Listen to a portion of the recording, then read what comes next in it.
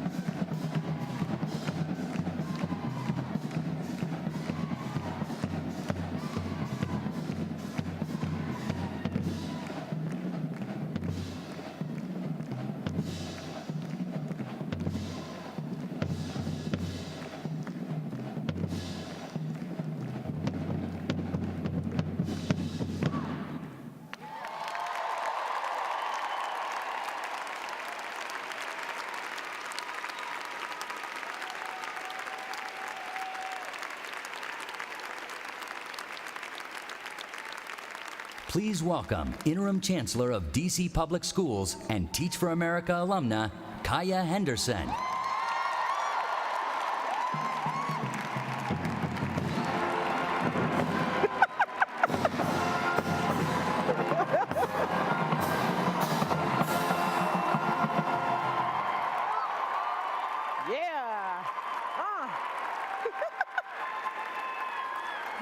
These are my babies. These are my babies.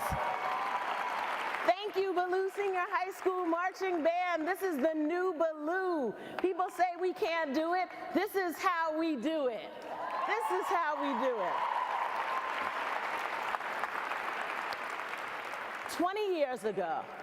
20 years ago, there was a woman with an idea. That idea became an organization. That organization issued a call to action to America's college students. Those of us who responded to that call to action created a movement that is changing this country. We are Teach for America. 20 years ago, nobody in this room imagined this day. Nobody imagined that 11,000 of the most committed, relentless, transformative educators that the world has ever seen would all be gathered in one room to reconnect, to recharge, to learn, to grow, to be re-inspired as we continue to work to the day when all children in this nation have the opportunity to attain an excellent education.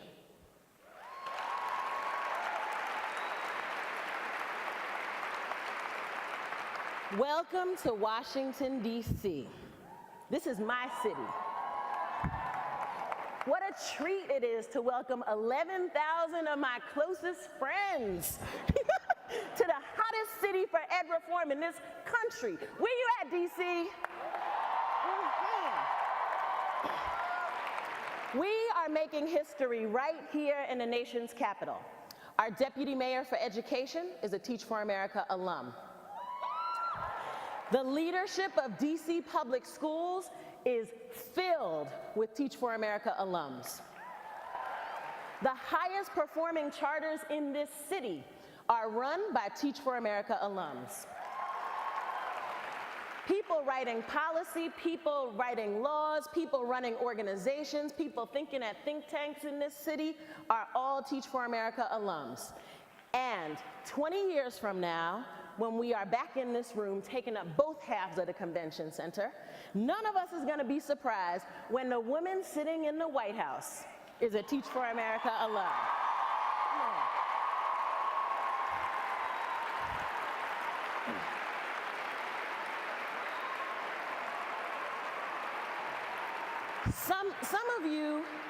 Some of you have been watching what has been happening in the nation's capital. We have been doing it. And some of you think it's over. But I'm here to tell you today, it ain't over. Oh no, we're just getting started. We are just getting started.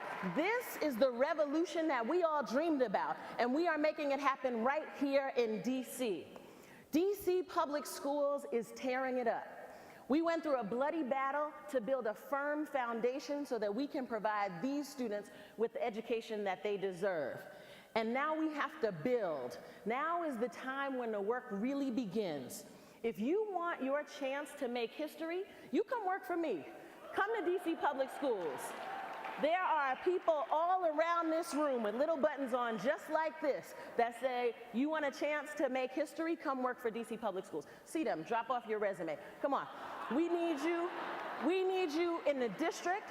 We need you in the state superintendent's office. We need you in the deputy mayor's office. We need you in our charter schools. We need you everywhere in this city, because we are going to show the world what poor children and rich children and black children and brown children and white children and yellow children and all of our children can do when they have an excellent education.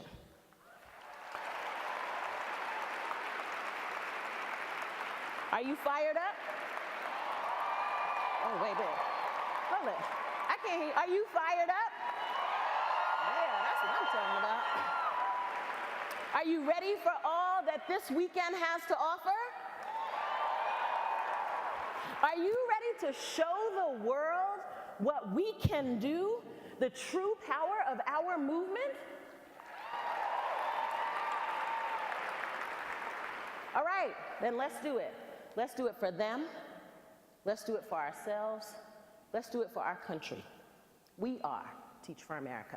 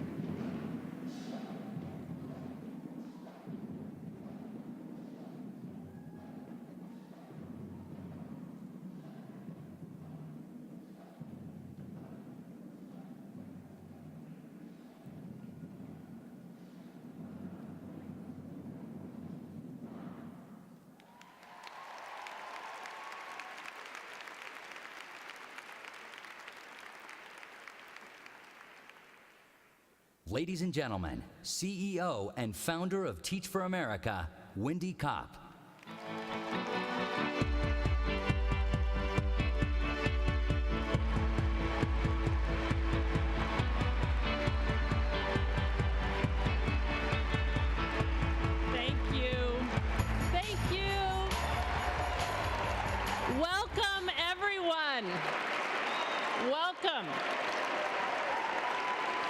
Thank you.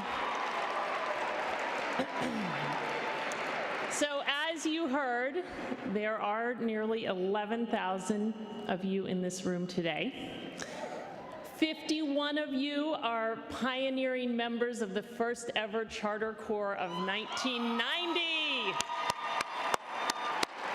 Brave souls. 1,000 of you hail from the 2008 Corps alone.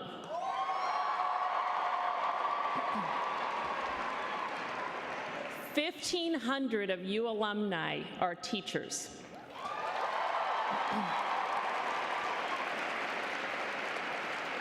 I heard from actually 2 of you in the last 2 days that you have been teaching for 20 and a half years.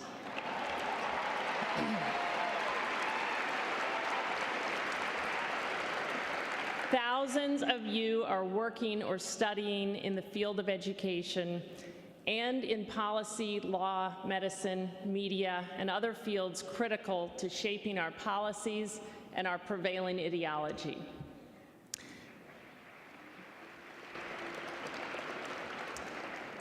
We have with us 3,000 Corps members who made the time to be here despite being in the midst of what many in this room appreciate is the most intense and demanding 2 years a person can spend.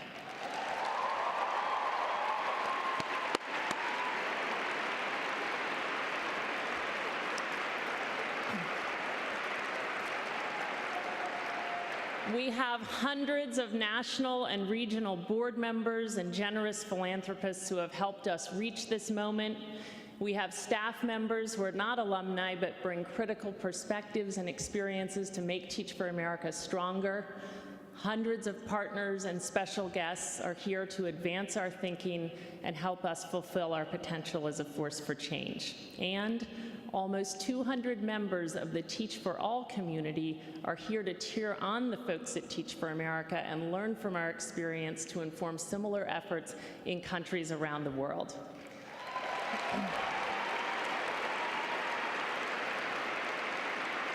Thank you all so much for making the effort to be here today.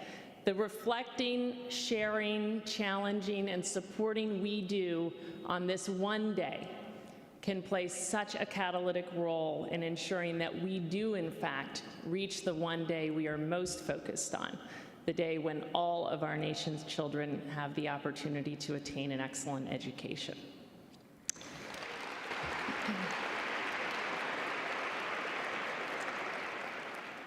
It is remarkable to realize how much progress we have made toward this vision in 20 years. And it is humbling to realize how much further we have yet to go. 20 years ago, there was little evidence that we could provide children in low-income communities with an education that changed their academic and life prospects. We all knew that some children could beat the odds, but the prevailing notion, backed up by the research at the time, was that on average, socioeconomic background predicted educational outcomes. In reflecting on how far we've come, I've often remarked that one of the hit movies when I was graduating from college, Stand and Deliver, memorialized the heroic efforts of Jaime Escalante. I now realize I should have tried to understand what Jaime Escalante was doing differently so that we could train and support Corps members to teach that way. But like many, I assumed his success was a product of charisma and something elusive. Now, however, 20 years into this, we have much more insight into what he and other teachers who put low-income students on a different trajectory are doing differently. 2 years ago, Teach for America Corps member Megan Brousseau followed in the tradition of other highly successful urban teachers. She walked into her classes of 112 ninth graders in the South Bronx, most of whom were low income, had learned English as a second language, and were significantly behind academically, and said to them, "This is your chance to make history." She charged them with the goal of taking and passing the biology regents exam, something that few students in the Bronx do. With a lot of hard work, they met their goal with an average passing score of 81%, nearly 10% higher than New York City's average. Megan's students proved to themselves and to others that they should be on a college track. Megan set her students up.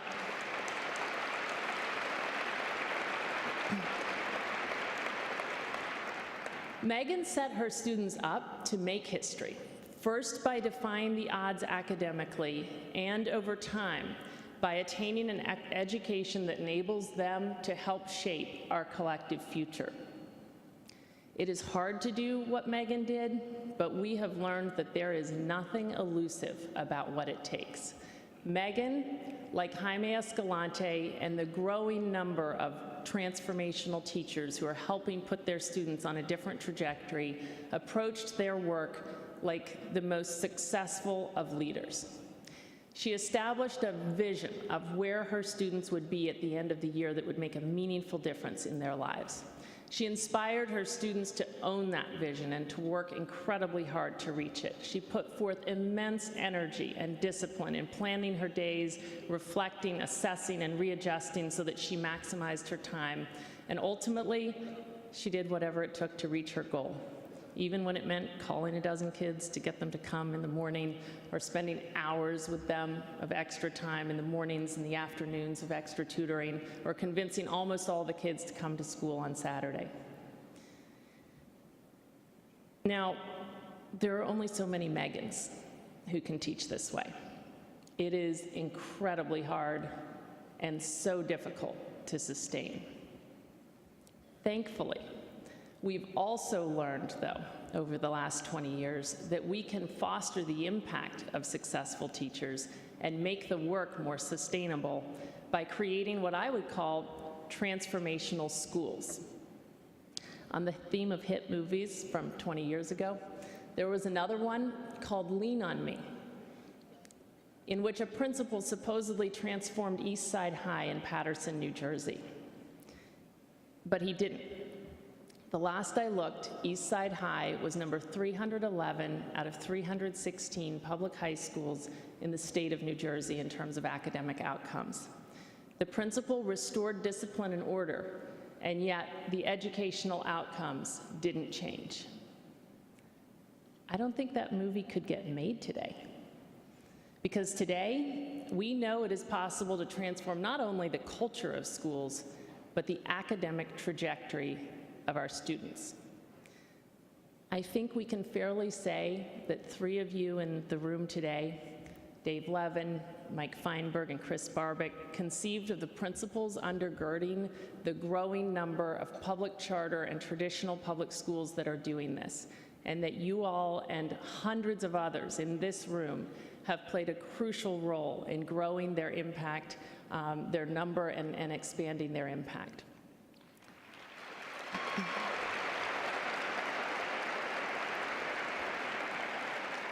I've visited many of these schools, including the North Star Academy in Newark, New Jersey. North Star's results are comparable to those of the very best elementary schools in the state of New Jersey, irrespective of students' economic background. As I walked down the halls of this school, I was blown away to see the writing of the kindergarten class, writing in both English and Spanish. Let's just say that it quite dramatically outshone the student work on the walls of my own kids' elementary school on Manhattan's Upper West Side. We can clap for that. Every year now, in urban and rural communities across the country, there are more and more schools that are accomplishing similar results. 20 years ago, no one would have believed this would be true, that we would have dozens, hundreds of whole schools here in DC and in New York, in Newark and Philadelphia and Baltimore, and Los Angeles and Oakland and San Jose, in the Mississippi Delta and the Rio Grande Valley, and Eastern North Carolina and many, many other places in between. We know what these schools are doing differently, and once again, we've learned that there is nothing elusive about it. North Star's leader, Teach for America alumna Julie Jackson,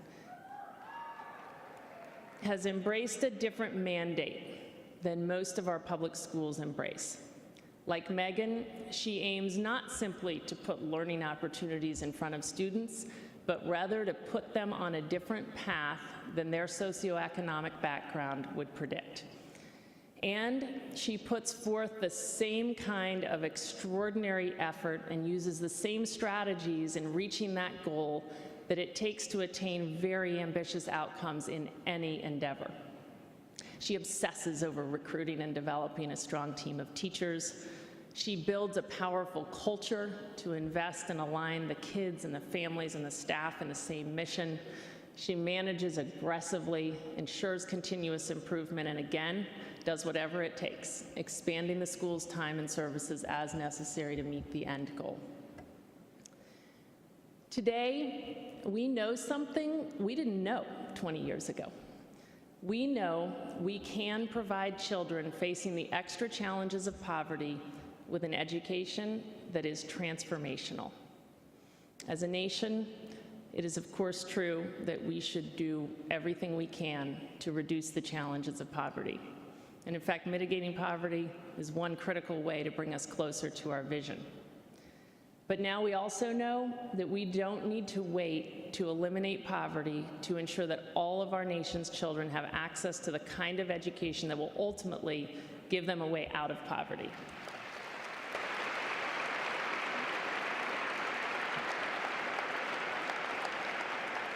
So today, we're asking a different question.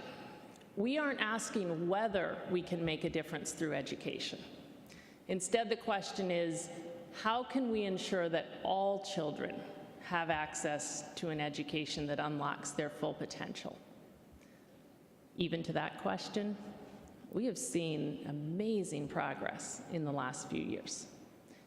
5 years ago, if we had asked our most informed educators and policy leaders to agree on a list of the hardest to change school systems in America, certainly we would have had a big debate, but certainly we would have agreed that New Orleans and Washington, D.C. were near the top of the list. Today, in some significant part because of the inspiring efforts of many alumni, many folks in this room, these are two of the fastest improving school systems in America.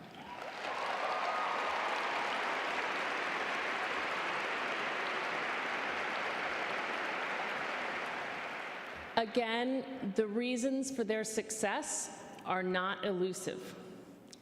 Where school systems are changing in meaningful ways, their leaders are once again deeply committed to changing lives. They know that incremental change is not enough, and they act on an understanding that success is not elusive. They focus on attracting and developing and empowering school-based leadership and teachers to do whatever it takes to attain transformational results. The successes in New Orleans and DC and that of other improving systems like New York City's, systems that 10 years ago were thought impossible to move, should fuel our collective sense of possibility.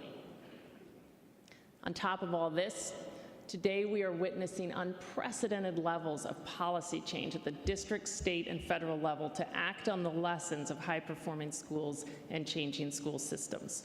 We have state laws, like the one passed recently in Colorado thanks to alumnus Michael Johnston, and the many who supported him in the effort, which is foundational in enabling districts to develop exceptional teachers and principals and to empower them to attain results. What we've learned about transformational education and how to replicate it, the progress we've made in growing the number of transformational schools, the systems and policies that are changing, this is stunning progress for 2 decades. And yet, the reality is that we have not yet made a meaningful difference against the problem we're addressing in an aggregate sense. Still, in the aggregate, the achievement gaps in our nation remain the same as they were 20 years ago. To realize our vision, we will need to build on all that's been learned, the incredible progress that's been made to dramatically increase the pace of change. What will it take to do this? I have my opinions, but today I'm going to leave it to you all and our panelists to figure this out. But I am going to share one observation. Wherever we see change that is transformational for students, that has a meaningful, not an incremental, but a meaningful impact on their academic and life trajectories, wherever we see it, we see transformational leadership. If we truly center ourselves in the lessons of the last 20 years, we will see no way around that fact. Whether at the classroom level, or the school level, or the system level, or the policy level, the kind of change we need rests on people who know and believe what Megan Brousseau and Julie Jackson know and believe, who deeply believe in their students, who understand what it takes to set them up for success, and who are willing to step up and lead to ensure they fulfill their true potential. Wherever we see transformational change in education, there are individuals who have the conviction, insight, experience, and determination that comes most often from having taught successfully in urban and rural communities.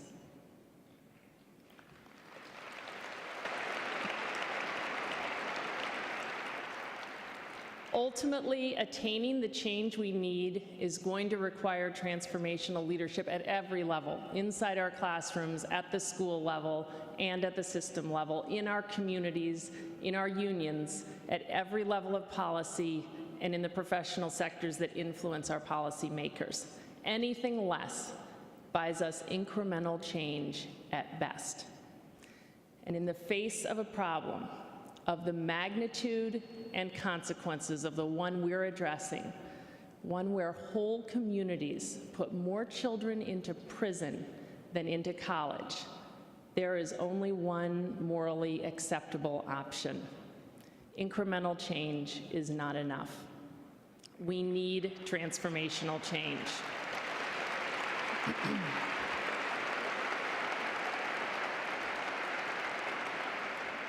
This means that Teach for America and our supporters and our alumni have a special responsibility. For Teach for America, we must continue to grow. We must become more racially and economically diverse to increase our success in the short run and to have any chance at success in the long run. We must increase the impact of our core members so that they become a force of transformational teachers for their students and in the process gain the foundational experience necessary for effective long-term leadership and advocacy. And we must find ways to foster and support and accelerate the leadership of our alumni in areas that we know are pressing and critical to the broader effort.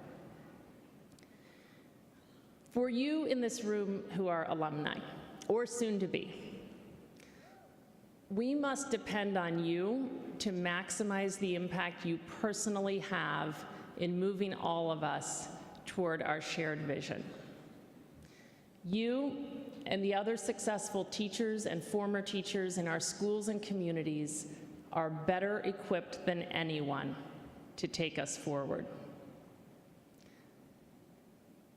Today, thanks to what we've learned over the last 2 decades, we have an unprecedented opportunity in the history of our nation. If we make the most of it, the students who overcome poverty to realize their full potential will grow up to become some of the most inspiring leaders our nation has ever known.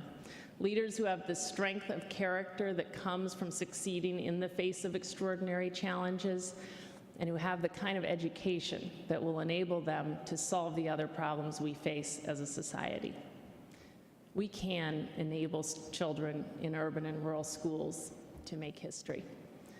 The question is simply whether we will. And we in this room, and the thousands of others who couldn't be here, can work alongside many others in urban and rural communities to determine the answer to that question. It really is up to us. Thank you.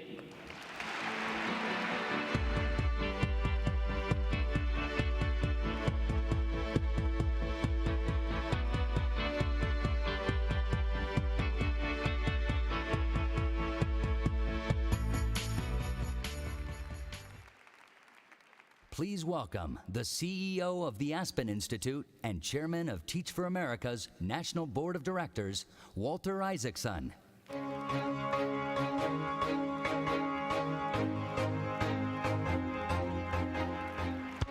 20 years. Wow, congratulations. Amazing legacy. And one day, an amazing vision. 20 years and one day. As Kaya so brilliantly evoked for us, it's really wonderful to watch history being made. And as Wendy said, history gets made by people like Megan, who can stretch a classroom and say, you have a chance to make history. And history is being made every day by every one of you who helps make sure that every kid in America gets the education they deserve. Because I think that the most important transformational, historic movement of our time is the movement towards educational equity and education reform. And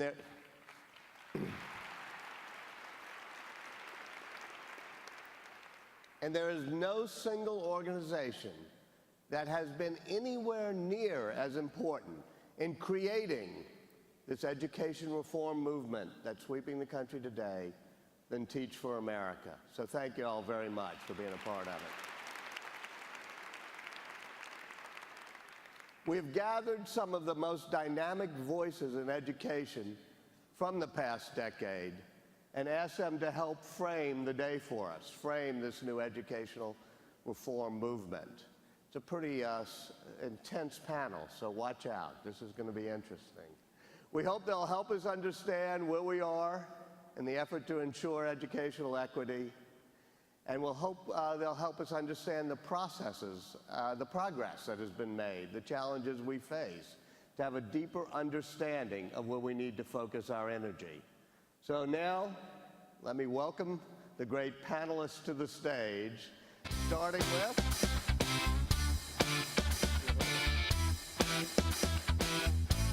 Chairman of New Schools Venture Fund, John Stewart. The CEO of the Educational Division of News Corporation, Joel Klein. Teach for America alum, a hero of the city of New Orleans and many other places, Dave Levin. Another Teach for America alum and the hero of the city of the District of Columbia, Michelle Rhee.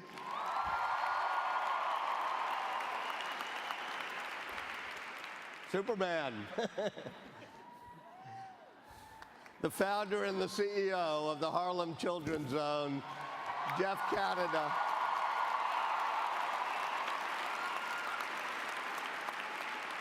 And the superintendent-elect of the Los Angeles soon-to-be unified school district, John Dacey. Thank you all very much.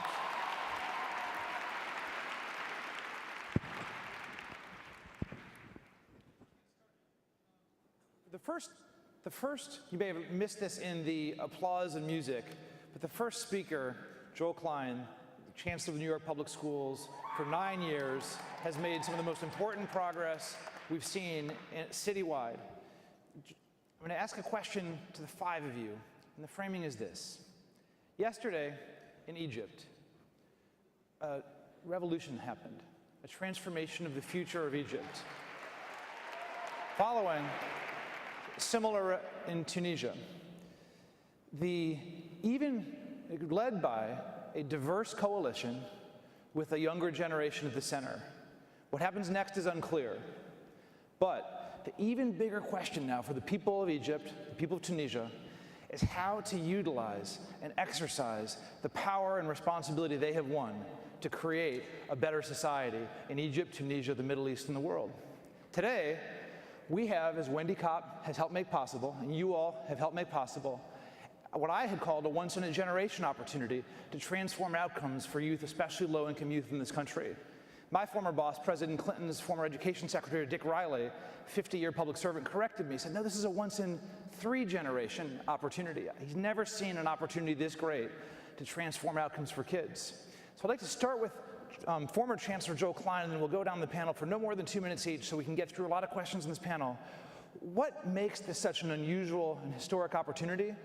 And what is the single most important thing you think that this group, this country needs to do to seize and not squander that opportunity in the next 10 years? Joel.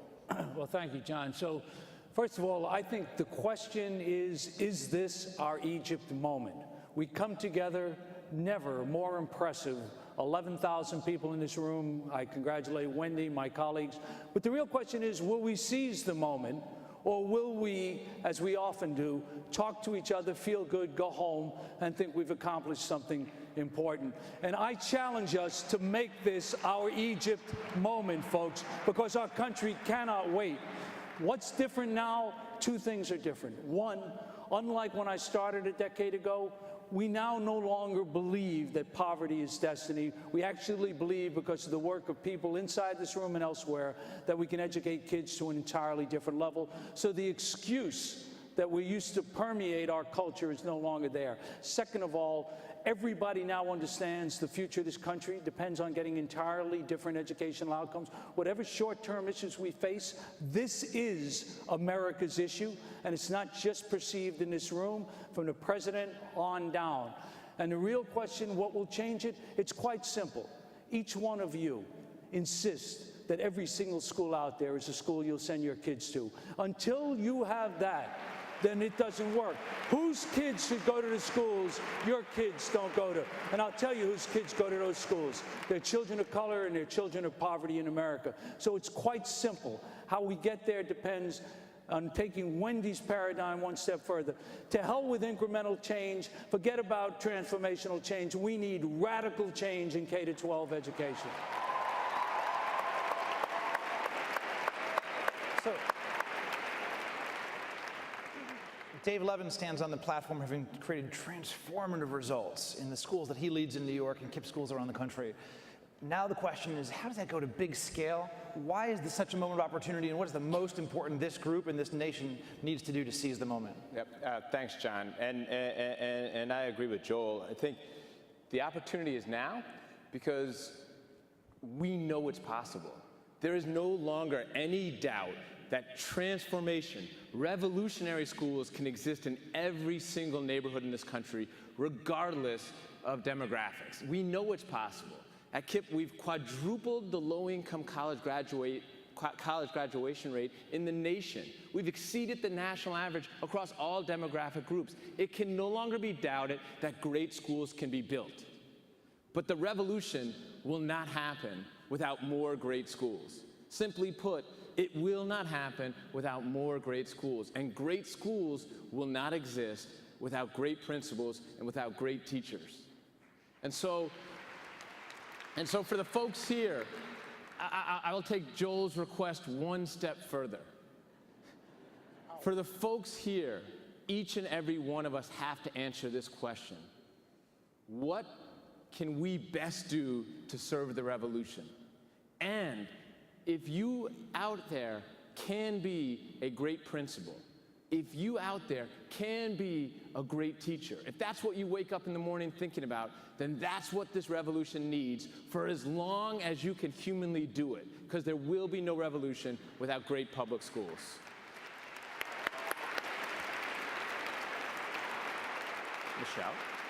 Michelle, you came in, and DC was one of those cities that people said was historically dysfunctional and never could improve or succeed. DC is now maybe the most improved city in the country in terms of achievement, according to the NAEP Urban Trials. You stand on that platform. What's the nature of this moment, and what's the most important thing that can be done to seize it? I think what makes this moment different, and I've been in this game for 20 years now, and I think that we are at a place that I've never seen before in terms of the ability to really, really push forward. I think a part of it is that education reform has now hit the mainstream, right? So for 20 years, you had people like Dave and Jeffrey out there sort of in their individual schools doing amazing work, and they'd have to try to convince some rich person to bring a couple of their friends in to hear about and see what they were doing. Now we've hit the mainstream with Waiting for Superman and NBC's Education Nation. Normal, everyday people, not that we're not normal, but normal everyday people are actually beginning to understand what's at stake and what's happening. And if I have to hear one more person as I'm out visiting state legislatures say, well, we just need a proof point. We need to know what works. And then if we knew what worked, then we would replicate it. And I always say, no, we already know what works. If you look at KIPP, if you look at HCC, if you look at all that, we know what works. We just don't want to do it. I mean, this is the reality. This is hard stuff.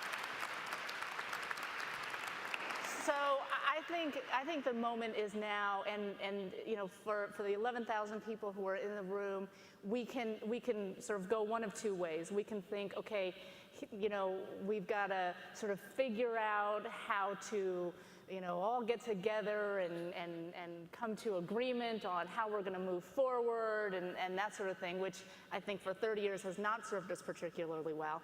Or we can take this movement to really lean forward into this and say, you know what, not everybody is going to be with us, not everybody is going to like us, but unless we are aggressive right now and are willing to do this, knowing that some opposition and some controversy might arise, then I do not think that we are going to be able to take advantage of this moment. So I think it's a matter of whether the 11,000 people in this room are willing to take this mantle right now and go. Jeff,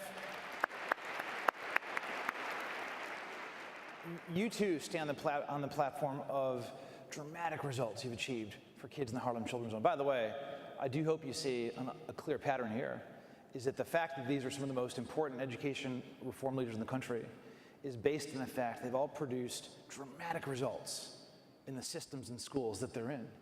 So as you all are producing those results for those of you who are in your schools and in your classrooms and in your school systems, most importantly, you're driving change for the kids you're serving, but it also equips you more than nothing else could to understand and then be effective in advocating for what's needed. Jeff, you've done that. What's the nature of this moment of opportunity, and what's the most important thing that can be done? So, first of all, I think that this is a unique time in our country's history around this issue of education. And if you've been involved in this as long as I have, I never thought I would see this moment, right? This is one of those things that I thought we would go down fighting for the cause. You know what I'm saying? Kind of romantic, you know, like, yeah, the final breath, you know, you don't win anything, but, you know, people say, yeah, boy, he died well, right? That sort of thing. But now I'm thinking we could really win, right? This is a new thing, right? So this is where I think the challenge is, and you mentioned Egypt, and it's been on my mind a long time, because if you look at the last time, I think a whole bunch of us from this country came together publicly around an issue. In my lifetime, it was civil rights, and that didn't happen in 1 or 2 years, and we didn't go away. People didn't fight for like a year or two and didn't say, okay, we didn't really get the law passed, so I mean, people stayed with this thing year after, and it grew every single year, more intense, and they would sit down and think, I wonder what they're doing next year. I mean, it was really bad. The thing that I am most afraid about, right, is that this momentum, that this is the height of it. That from here on in, people say, okay, Michelle's out there, go Michelle, you know. But I don't personally have to do anything more dramatic next year than I did this year. We have to understand that as a nation, we've become soft around fighting for what we believe in. That issue, and let me just say a second, just to define. I was up at Wesleyan at the university, a lot of Black History Month stuff's going on. Wesleyan grads out there high. But they had a picture, they had a videotape of when Dr. King came to Wesleyan. He went to Wesleyan about 3 or 4 times. And I listened to Dr. King say in this like 2-minute thing, some of us are gonna die. He said, some of us are gonna die. And we gotta know that's the price that we pay if we're gonna change this nation. And I sat there and I got chills. And I said, look, I've been worried about the New York Times writing a negative article about me, right? You know what I'm saying? So how soft is that, right? This guy is talking about the ultimate price, and are we prepared to pay? So my challenge to all of us is we gotta understand that this is really like war. That whatever we've done this year is really nothing. It's about what we plan to do. And when the call came into me, I got a call, and I actually like the person. I got a call from a union leader who said, Jeff, now that waiting for Superman thing is over, let's talk. And if you, I don't know, it was like the Batman movie where the Joker comes and say, where did they get a load of me? I was thinking, where did they get a load of you all? This thing is just starting. This thing is not over. So I think we got to ratchet this up. So we're gonna keep moving. We've got a lot of issues and incredible insight here. We're gonna get into issues of systems change, the nature of leadership, teachers unions, other things. Before we go into a lot of specifics, John Dacey, you are about to take the helm of the second largest school system in the country. People say about Los Angeles what they said about DC and New York before Michelle Rhee took over the schools in DC and Joe Klein took over the schools in New York. It's not possible, this is dysfunctional. If you could talk about, for the country and or Los Angeles, what is the nature of this historic opportunity and what is the most important thing that can be done in order to seize that? Thank you. First thing I just want to say very quickly is anybody in this room who's taught a youth in Prince George's County, Maryland, or LA, thank you very much. Don't tell me it can't be done in LA, because your proof points, 2 of them are sitting right inside of the room. So you can't tell me this is not possible in Los Angeles. And you also can't tell me that we're not willing to die for the cause. For me, dying for the cause is turning our back on a youth who lives in circumstances of poverty in Los Angeles. One of our kids who lives under the freeway, one of our kids who has no parent. That is not going to be possible. We know it can be done. This is really an issue around courage. We have the skill. How courageous are we going to be about the work? I think about the issues that lay in front of us, and many of these issues are going to be very risky. And if 11,000 people descended on LA to press for a cause, you can't turn back from that. The system, and I mean we are connected with our labor partners and the administration, needs to be pressed to a point where it works for kids and for the teachers in this room. It actually can't be a prevention any longer. It actually must work. And systems only work when they're pressed against very hard around that issue. So I think the idea is we go back to our places and we do great work in small cities. There is a power of the collective as we think about descending on cities en masse that I think is significant around that. So let me just follow up, John. I mean, you too stand on the platform of the transformative results you've achieved, leading tremendous reform in Prince George's County, your work at the Gates Foundation elsewhere. You're now arriving in Los Angeles. There, I bet, are some people in this room who are in Los Angeles. Yep. In Los Angeles, could you describe, and by extension, you can imagine what is needed in other communities around the country. Right. For all the TFA alum, the core members and others in Los Angeles, as you embark on the superintendency, what do you need from them in order to drive success in Los Angeles at scale over the next several years? So a couple of things. En masse, come and join New Day in LA. I think that's very, very important. We can't just have what we have in the room. We need 3 or 4 times those numbers to come. Second of all is, raise your voice as loud as possible about that we will not allow rules, regulations, and the system to put at peril high-quality teaching at any expense.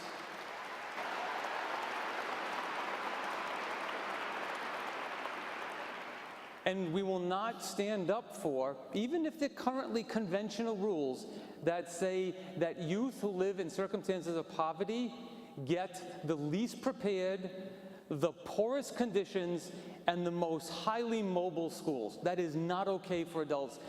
We are facing serious and legitimate ways to think about not allowing that to happen for kids. It can't be one person, it can't be just a school board, no matter how courageous those things can be. The movement needs an organization to respond to it. Don't allow it not to happen. That would be one thing I would need. And then the third thing is be relentless about sticking around to help us out. This is not going to be quick. It's interesting, on the Egypt analogy, this, in some ways, that what happens next is the most important in Egypt. How do people use the responsibility and power to drive success? And the way the message is here, how do people in this room use responsibility and power that you've got in your classrooms, your schools, your school systems, your advocacy organizations, in order to drive the kind of transformative success that we now have seen demonstrably true at small scale in pockets of schools, a few school systems making gains. But overall, our performance as a country, as people know, is flat. The US used to be #1 in the world in education. We had wild inequities that were awful. We still were #1. We now have slipped to the middle of the pack among industrialized nations, and that's because we've stayed flat while some other countries are moving ahead. And our inequities have only closed this much. At the core of that, there is an insight that's being talked about here that I want to address very explicitly and hear from at least a couple of you on, which is the question about what is the power of high-quality education to transform poverty and lift kids out of poverty? In the 1960s, Wendy referred to the Coleman Report, described at a time when there weren't many effective educational interventions, that essentially the quality of educational outcomes was a function of family background and socioeconomic status. Most people in this country believe, there's surveys that showed most people in the country believe the biggest contributors to low achievement are lack of student motivation, family backgrounds, parental involvement. One quote I'll give you, probably here in this audience, Teach for America alumni, Colorado State Senator Mike Johnston, co-founder with me of New Leaders for New Schools, led an incredible reform effort that you know about in Colorado to transform the laws of Colorado this year along the lines that you're talking about, to ensure excellence, accountability, greatness for teachers and leaders, based on the notion that great teachers and leaders can be accountable for achievement. Let me read a quote. There was a lawmaker who was opposing the reforms that in the end, Senator Johnston, Teach for America alum, prevailed with a diverse coalition, civil rights groups, business groups, educators. The AFT affiliate even came on in the end, supported this, the NEA didn't.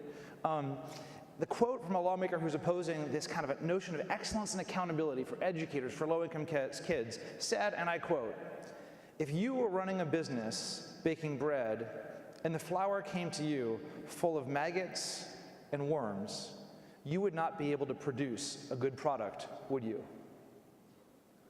That was the quote. He apologized later. He realized how bad that sounded. He realized he shouldn't have said it that way. But he said, in fact, what that person believed, and I would wager what many, many people in this country still believe. So before we get to the strategy, which we'll get to, and the systems change, a moment on that. What would you say to that lawmaker and Americans who believe the Coleman Report means that education is a function of poverty? What have you seen that really refutes that, that is the basis for the work moving forward? Dave Levin?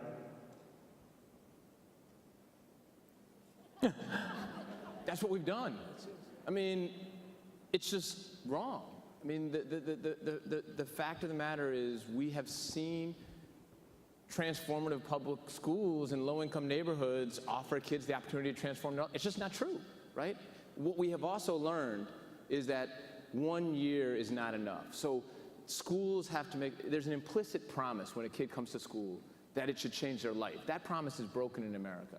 And we as a society have to understand it's pre-K, 12, through college and beyond. This idea that we're going to stop somewhere, and smart eighth graders don't get a job. Right? So as a society, we can't join if you're teaching, if you're running a school, it is not about the 1 year, the 4 years, the 12 years, it's about the rest of your life. And so we have seen countless kids who society would have written off go to and through college. So that argument's just wrong. So the biggest point is it's actually demonstrably untrue. It's just not true. Which Wendy said, you said 20 years ago, there were maybe a couple very isolated classroom schools, but this is significant. Schools like yours and others out there that have made that point demonstrably untrue, even if people don't believe it. John Dacey. I'm going to paraphrase a quote to start with. To the lawmakers and the people who want to hang on to the notion of Coleman, you get the right to your opinion, you just don't get the right to your own facts. The facts are that we have proof points in this country which show that not only is poverty not destiny, but those people who happen to believe they're wrong are our parents and our kids. They know that there's an opportunity. They are begging for that opportunity. They demand that opportunity no matter what conditions they live in. So the opportunity that sits in front of us is not so much whether we want to believe this or not believe in this. We know that that doesn't fly in the face of facts. The issue is we must simply say this law, this rule, this piece of contract language does not serve youth. End of story. End of story on that piece. And then overturn it. Let's make this a very short discussion. We give the kids with the greatest challenges the crummiest education, and then we say poverty is destiny. Right. If you take those same kids, give them a different education, you get different outcomes. Ask these guys, they're doing it.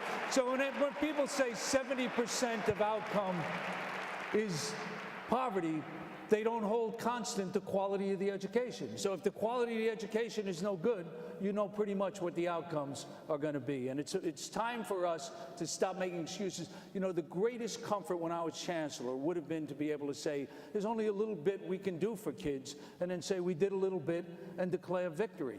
The hardest thing in the world is to know the gap between what we accomplished and what we needed and could have accomplished is still so powerful and dramatic.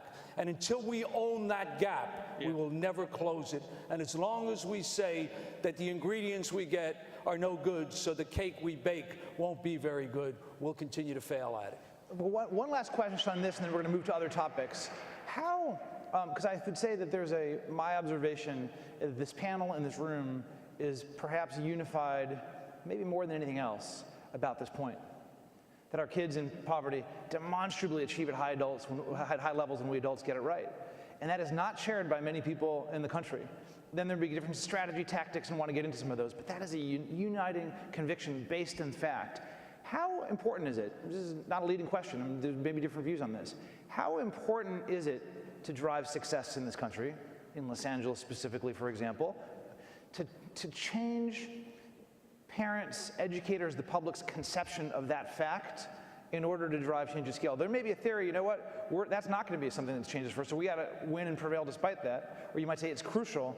And if it is crucial, what's going to change that conception that impedes much of our progress? Jeff?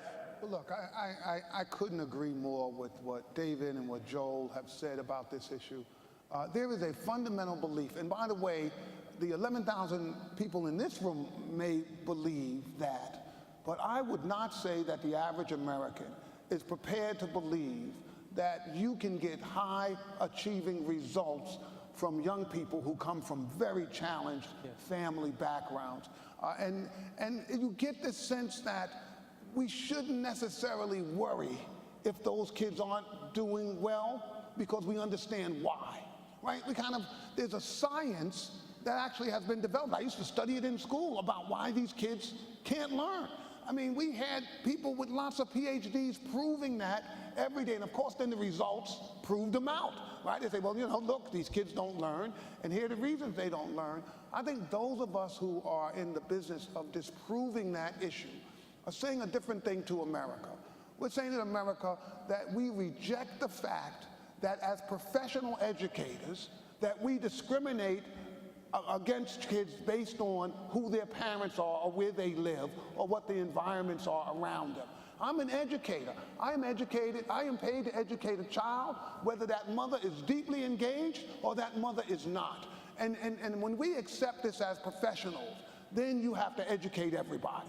The ability to say, I'm an educator and I educate all the kids who come to me prepared to receive what I have, that allows us to fail our children all over this country.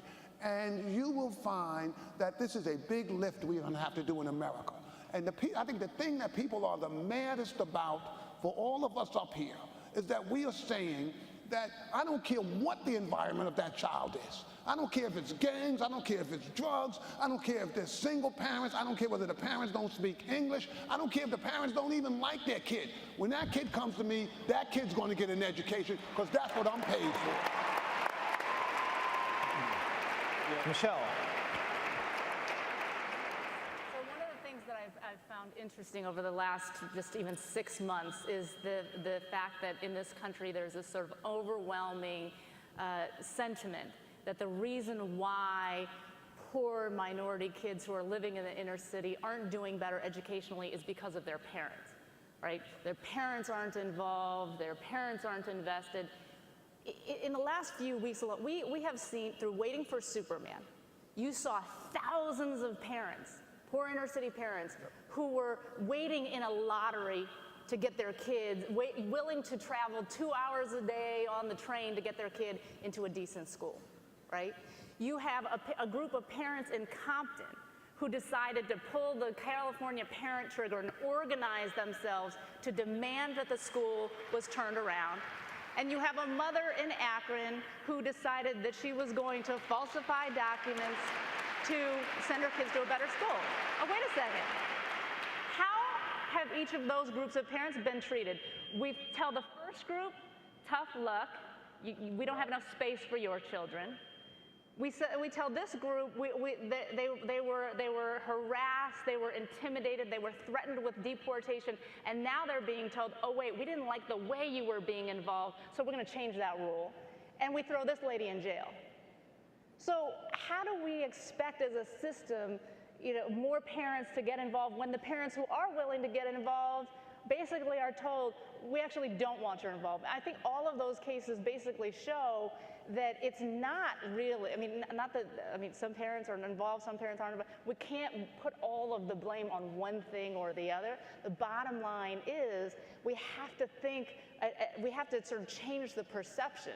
I think instead of saying, parents aren't involved and that's why kids aren't learning, when we have examples like this where they are, we have to say, clearly we know that that's not the only issue, and get at what is. So we've talked about where we've come, what are the most important things moving forward to seize the opportunity. We've talked about, sometimes can be skipped over, but the core conviction and fact base that supports this movement, the potential of all of our kids to achieve high levels with transformative leadership to change systems to get that right. Some of that conversation was happening 10 years ago. There might have been we all were in conversations 10 years ago where we would have said that's true, and we're beginning to see a smaller number of schools. Now the number of schools has grown dramatically in classrooms. Some systems are beginning to move the ball. We've got political leaders in both parties who are championing this, so there's been some movement, but overall the performance at scale of most systems in the country hasn't moved yet. So we see reasons for hope, but the question of going from the school level successes we're seeing to successes really at scale, not just incremental and good, but dramatic, maybe one of the most important challenges. Joel, what's it going to take to go from the KIPS and the district schools that are succeeding to some good gains in New York and DC to the kind of breakthrough gains at scale in cities that we've seen at the individual school level? So it's going to take a lot of things. It's going to take real leadership, like the kind of thing you see here, guys like Jeff and Dave doing the work, the people here. But let me tell you one thing it's going to take. It's going to take teachers who understand that their only job is not simply to teach, as important as that is. They have got to become advocates for their clients and their kids, and we cannot have teachers' unions be a monopoly voice for teacher voice. Teachers have got to be the voice in this game. In New York now, we've got a group called Educators for Excellence, and I really salute those. God bless you guys, because it's not easy. You're out there, and you guys are really kicking butt, and keep doing that, because let me tell you, if we don't champion those kids, just think about it this way. If I assigned your kids in this room, and you're the most privileged people in this country, if I assign your kids randomly to schools in LA, New York, or DC, you'd become a revolutionary. You wouldn't tolerate it for your kid. Well, just think of those kids in your classroom, in your school, in your community as your kids, and insist. And don't be afraid to speak out. If it makes you a little unpopular with your colleagues, tough. People used to call me all the time and say, Michelle Rhee, she's too aggressive. Tone her down. You know, I'm supposed to be like her big daddy. Tone her down a little bit, right? So first of all, I called the boss and I said, look, if they're calling me, they're calling you. And the day she tones down, I'm going to tell you to get a new chancellor in D.C. Tone it up. Let's stop pretending. Let's stop feeling comfortable as adults. Those of you who know what's right have got to speak up for these kids. And you've got to take on more responsibilities. Go beyond being principals. Go on to be school leaders, run organizations, innovate, change, get involved in a political discussion. But most of all, don't let the big interests dominate this discussion. And don't buy into this notion that if all the adults collaborate, it'll be just fine for the kids. The adults have been collaborating for a long time, and the kids are getting screwed, and let's be honest about it. John Dacey.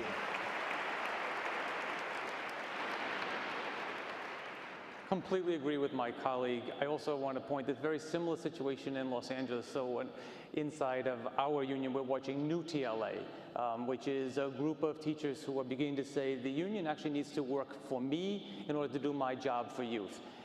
The risk of stepping out is going to be, as you said, you're going to put yourself way out there. It's very uncomfortable. I just want to say, so what? We happen to be people of privilege. Our youth are not. This is not about being comfortable. This is about an absolute violation of their right. And we are not going to be part of violating kids' rights. It's very simple for me.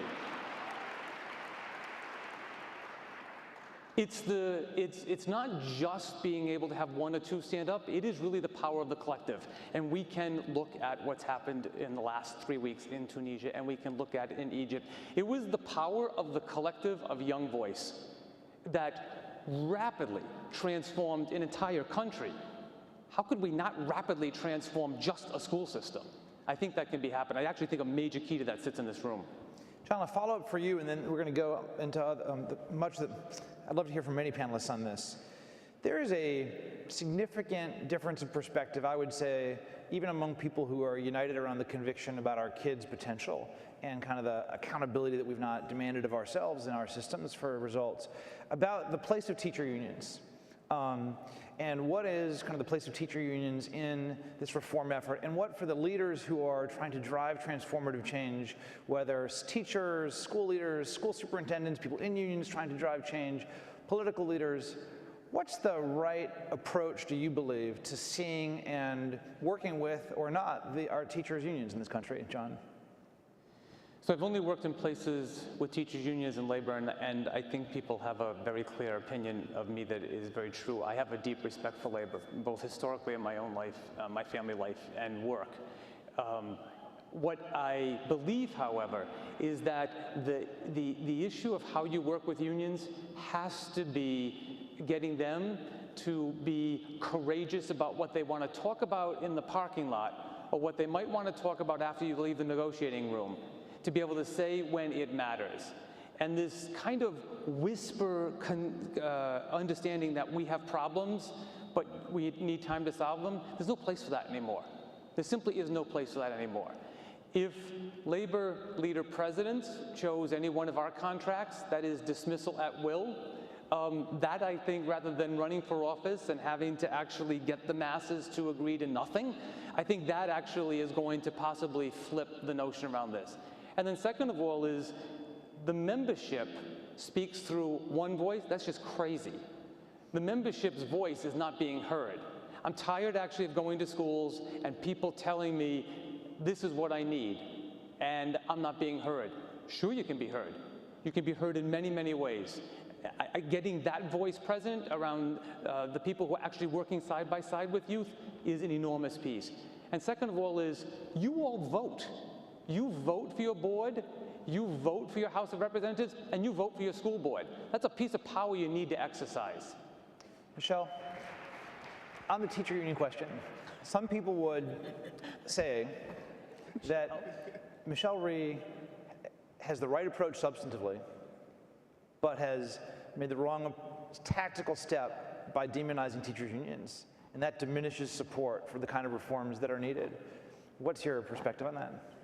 So I actually think the exact opposite. I haven't demonized the teachers' unions at all. I have actually, what I'm trying to do is show people how brilliant the teachers' unions are. The teachers' unions are doing exactly what they are supposed to do, right? People all the time say to me, how are we going to change the teachers' unions? How are we going to make them more reform-oriented? No, we're not going to do that. The teachers' union's job is to protect the rights and pay and privileges and priorities of their members.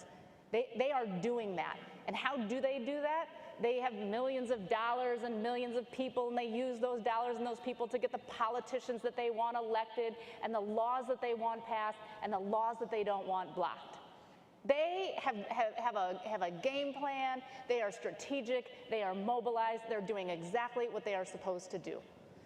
Our problem is that we are not organized in the same way the unions are. They have a national teachers union. The locals aren't figuring out what they're doing on their own. Everything comes from the national. They're all aligned. They're all consistent. We're out there as education reformers. Everyone's out there in their own city, in their own district, trying to do their own thing. We're all trying to make our own game plan up. We are not organized. We don't have a national agenda that we're pushing all together.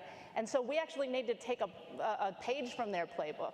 And that's part of the reason why I started Students First, is to say we need an organized interest group in this country that has the kind of heft or more heft than the teachers union does, because I guarantee you that we have more citizens across this nation who want to do the right thing for children, who want to put the priorities and privileges of children above all else.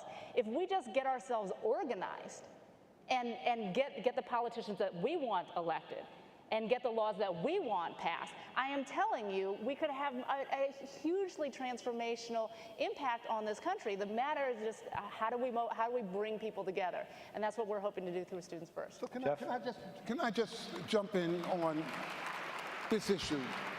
Because I really think that part of the problem we have in this country is that the union's job is to stop innovation. It's to stop anything that challenges the status quo for folk. And, you know, I wouldn't care about that if the kids were doing fine. I'd be like, you know, fine, who cares?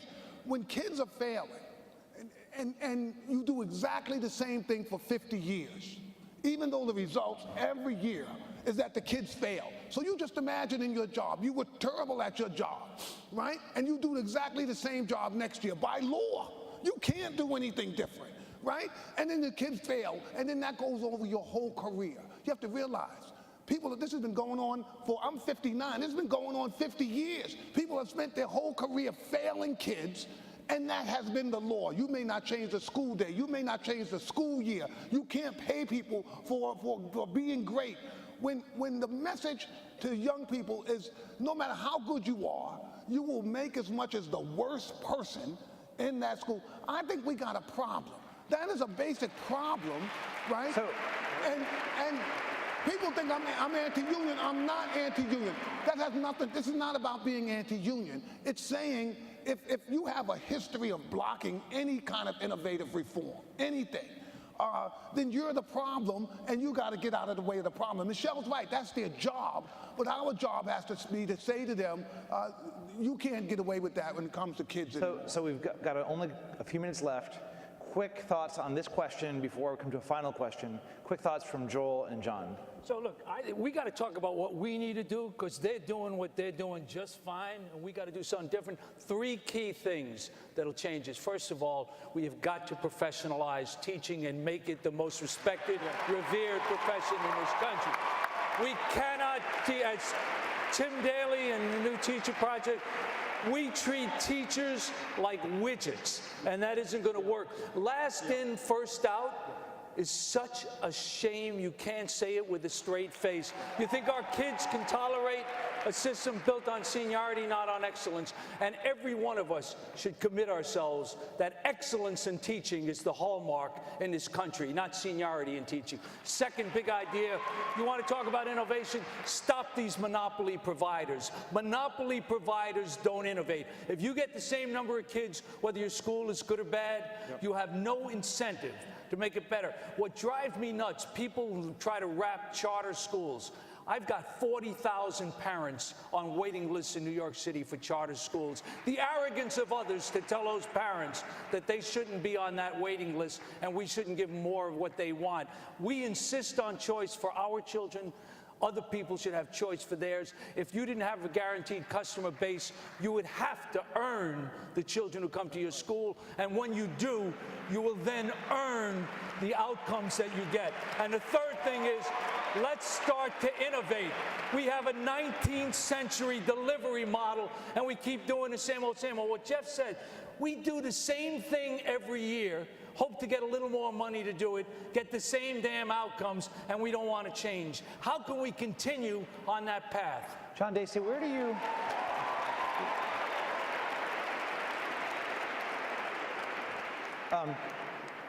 a minute or less, what do you agree with and what do you disagree with about what you've just heard?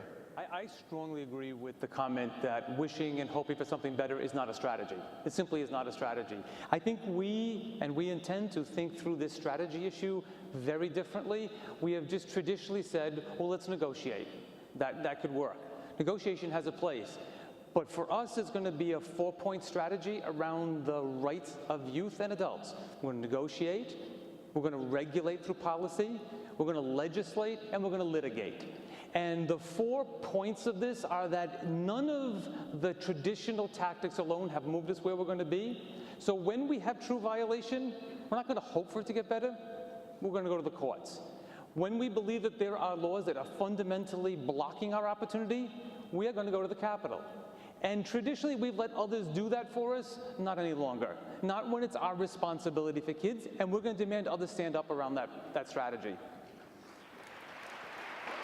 John, quick, if somebody said, you know what, that sounds good, but it's not focused and clear enough about who are the problems, where the problems are, and it may lead to incremental change, not dramatic change in LA schools. What would you say to that? Let me be super clear for you then. So we're talking about quality blind layoffs, first in, first out, with any regard whatsoever to performance. We're talking about meaningful tenure reform. We are talking about dramatically changing the way that we do performance management and evaluation for everybody in the system, principals and teachers. And we're talking about the opportunity to fundamentally pay our best and brightest employees dramatically more. Differentiated compensation for differentiated results. I think that's pretty specific. Dave Levin, we're going to wrap this with you. At the KIPP schools, you don't have some of the policy constraints that are in school systems. You've been working hard to build your pipeline of leadership. You've got some amazing educators. How easy is it? And how easy is it to scale? That's a good question. And looking at the people in this room, leader to leader, what's the most important thing that you've learned about what it takes to get the kind of transformative success that you've gotten to greater and greater scale? So the screen says wrap, so briefly. This is the hardest work on the planet. It's also the most important. And to scale, we need everything that the other panelists have been talking about, but we can never, ever forget that the unit of change for an individual kid's life, the transformational place where everything happens, is school. It starts with and ends with school. It starts in pre-K, it goes straight through college. And we need the broader systemic change, and then we need as many committed, as many talented, as many revolutionary teachers and school leaders as this nation can produce. And I think of the power of an individual teacher, and where I would end today, there are 27,000 kids in KIPP schools. Next year will be my 20th year, so in essence, I've given a generation to this. I hope to give 2 more generations. The change has to come quicker for our individual lives. A generation ago, I met Harriet Ball. She passed this week. And just in closing, I'd ask for 3 seconds of silence for the power of a teacher.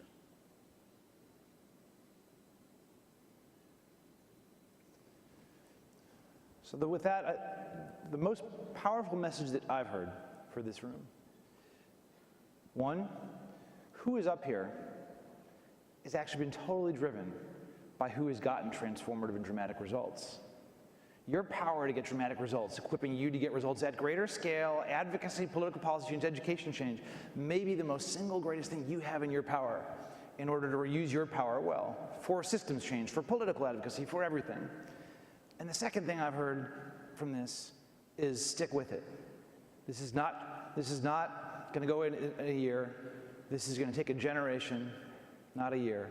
So whether you stay where you are, whether you go to LA to help John Dacey drive reform in LA, whether you go to Harlem Children's Zone and make that even more of a national model than the great national models today, whether you sign up for Students First to help advocate for the kind of change, whether you go to KIPP schools across the country, whether you go to New York City to build on the reforms there, whether you go to New Leaders for New Schools before our February 21st deadline to become a school leader in our schools.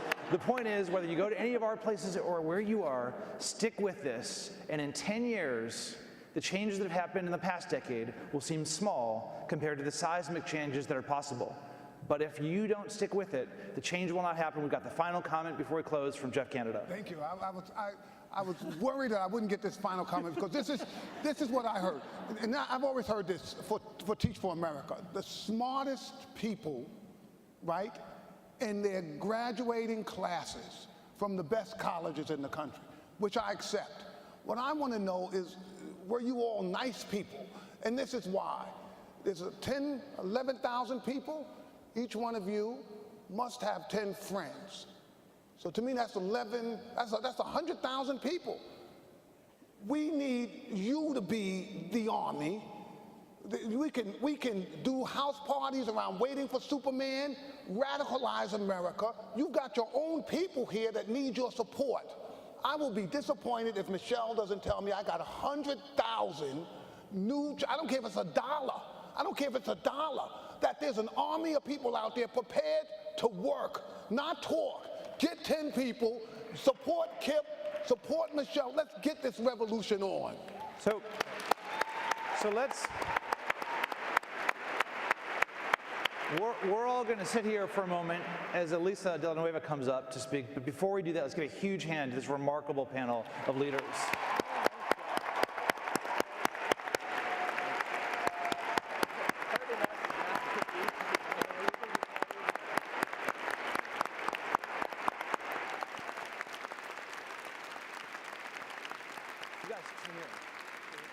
Ladies and gentlemen, Teach for America alumna, Elisa Villanueva Beard.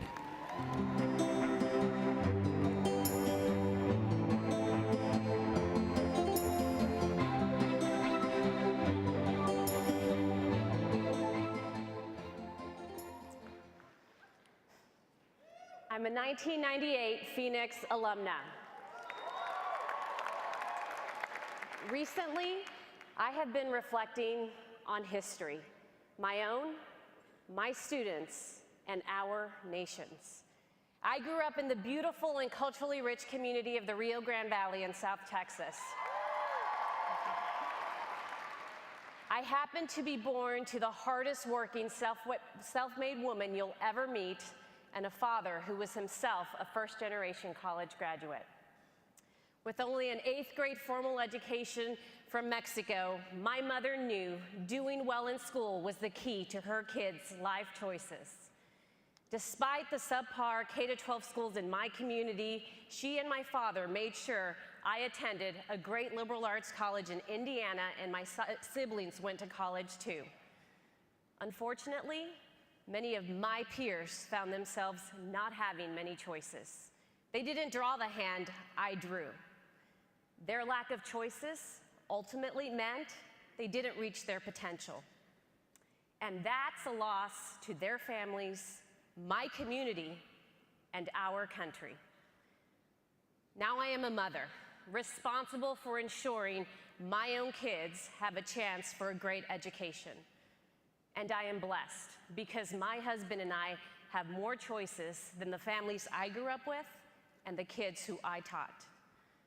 In August, my husband and I moved with our 1- and 3-year-olds, Malcolm and Langston, from the Rio Grande Valley to Houston. It was an It was an extraordinary experience, mostly because as we searched for a home to buy and we listed our top priorities, we had choices. We wanted to find a great public school and become part of a diverse neighborhood. We were lucky. We bought a home that zones into the top performing schools in the city. Clearly, I have always recognized that some people have real choices of where they can live. But the experience made me feel incredibly guilty. I thought about the students I taught, and as happy as I was to have great options for my kids, I knew that at the same time, other mothers and their kids simply don't have the same options. Like most of you, my most gut-wrenching experiences come from my own teaching, from the students and families I taught and the relationships that still endure today. Julio Morales is a senior in high school today in Phoenix. When I taught him way back in the 1st and 2nd grade, Julio and his family made an indelible impression on me. He is so smart, so hardworking, so earnest, so remarkable, as is his family. Yet, despite the many great personal traits, Julio has lived a very different life than I did or my kids will. He was born in Mexico, and his mother and father came to the United States to ensure that Julio and his siblings could have a better life and have access to a better education. They've hopped from home to home and school to school over the years as his family tries to make ends meet. Julio works every night after school and all weekend to help his family. Now, despite his talents, he is struggling. He doesn't see the path to college. He can't get financial aid because of his lack of citizenship. He cannot leave the state for the same exact reason, and he has limited choices of where he can go. This very motivated and focused kid has had to fight the system at every turn to make it. When I spoke to him over the holidays, Julio was discouraged. We talked for 2 hours, and we came up with a plan. But you know what? It shouldn't have to be this impossible for Julio. He should not have to fight and scrap and overcome just to get the same chance as his wealthier peers. I've been reflecting on Julio and on my own life and on my own kids. And I am impatient as I wonder whether the next chapter in our history will be more of the same, or whether we, all of us here, and our many friends and colleagues in this effort will change this. We have to change this reality that we will change this reality that Latino young adults complete their college degrees at less than half the rate of their white peers. Will we change the reality that only 1 in 3 Black men who actually make it to college complete it within 6 years? Will we change the reality that the average graduation rate for American Indians is lower than the graduation rate for all other racial and ethnic groups in America? Will we change the reality that 15 million children live in poverty, which in this country still today too often means their access to a quality education relies on the heroic efforts of their parents and families or the random luck of a lottery? We must change this reality. We must change this because this is not the America we can accept. We must change this because this is not the aspiration of our great nation. We must change this because this is not what our generation will stand for. Every corps member, every alum, and every other colleague in this room knows that where you are born does not have to determine a child's life outcomes. Ignorance may be bliss, but we know better. And once you know better, there is a moral imperative to this work. I stand here humbled by the almost 11,000 people in this room who have boldly and courageously stood up to say no more. We will no longer accept the history of injustice we are carrying with us today. As I think about the day ahead, I plan to soak in every second, to learn from you, to gain strength and courage through every interaction and discussion. I hope that you will do the same. I hope that we're able to reignite and continue to fuel that fire we know was sparked in each of us at some point 20 years ago. And as we do this, I will continue to ask myself the question, what role will I play in this fight? As a mother, a daughter, an educator, and as part of this movement, am I doing enough? Am I fighting hard enough? Am I part of creating change fast enough? What role will I play? I encourage you all to ask yourselves the same critical question. What role will you play? Let today be a reminder of the progress, the hope, the dissatisfaction, and the courage we all need to win this. Thank you for being here and for filling every space in this room with the energy, the optimism, and the urgency we need as we charge forward on our quest to make history. Thank you.